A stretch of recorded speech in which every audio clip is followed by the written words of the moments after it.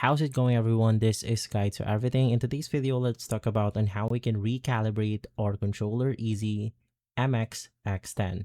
Basically, it solves a lot of issues, including your analog stick drift, gyroscope, and trigger problem. Now, the first thing that you want to do is to just place the controller onto the ground right here, and then you want to turn on the controller. Now, after turning it on, you will be able to see the blue light right here, indicating that it's turned on properly. And basically from there, you want to press 3 buttons simultaneously that will allow the controller to enter the calibration mode. Now that button is going to be the logo right here, the B button, and the B button once more.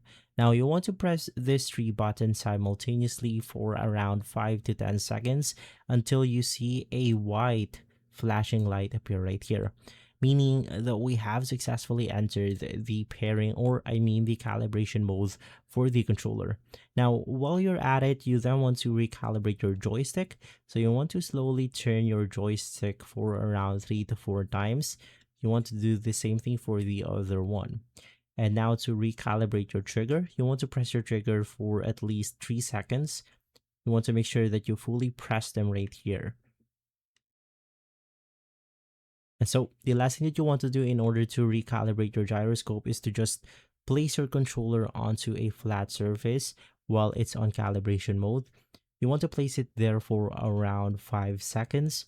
And basically, to end the calibration mode, you then want to press the B button once more. Now the light will turn blue again, indicating that the calibration has been successful.